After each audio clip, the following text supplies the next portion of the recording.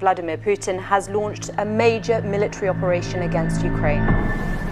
And painful situation on the front lines.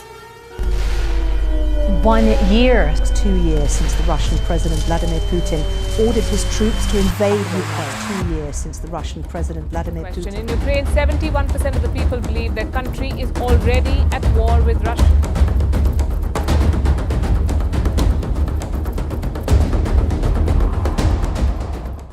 Hi everybody, it's been 2 years since Russia invaded Ukraine.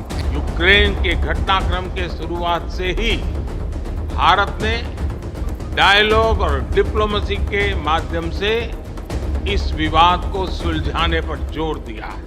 And when this war started, many economists in the world predicted that the Russian economy would completely collapse because Russia was not just in war with Ukraine, it was also battling against the United States and the European Union. So Russia was practically fighting an economic war with two of the most powerful economies in the world.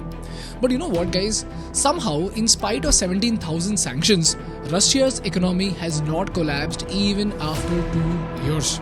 And this is so shocking that today the IMF itself has revised its GDP forecast of Russia from 1.5% to 2.6%.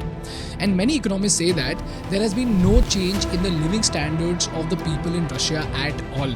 In fact, now it is one of the fastest growing economies among the G7 countries. So the question is, how did Russia manage to keep its economy afloat even after 2 years of war? What is their secret strategy that is keeping them intact in spite of going against the most powerful countries in the world? And last and most importantly, what are the lessons that India needs to learn from the extraordinary endurance of Russia? Russia's economy is growing despite a tranche of Western sanctions. The International Monetary Fund says its economy will grow over 3% this year. The first reason why Russia didn't fall is because the West wrongfully assumed that Russia is a state-run economy and not a market-run economy. For those who don't know, there are two types of economies. One is a state-run economy like North Korea and the other is a market-run economy like India. A state-run economy is where a country has centralized decision-making, which means that the state will control all the output, prices and resources in different sectors in the economy. For example, in North Korea, the government itself controls everything from which crop to produce to how much crop to produce, at what prices to sell and who to sell to. So if India was a dictatorship nation like North Korea, as some people say, then you know what the government would do?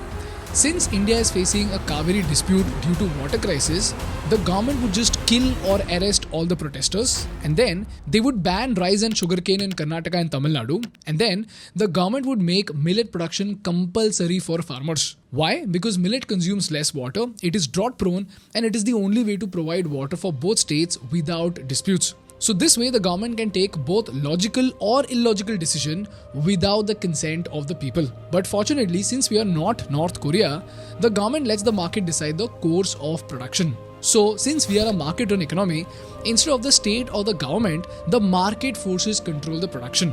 So in India, people are automatically coming to know about the benefits of millets. As a result, the demand for millets in shops is increasing.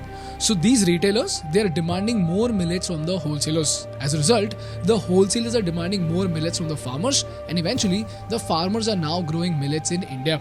And the maximum a government could do in this entire process is spread awareness and incentivize the production of millets. This is the difference in operation between a state-run economy like North Korea and a market-run economy like India. Now, the biggest problem with the state-run economy is that the businesses don't prosper. There is a lot of inefficiency in management of resources and the nation as a whole is not at all equipped for a crisis.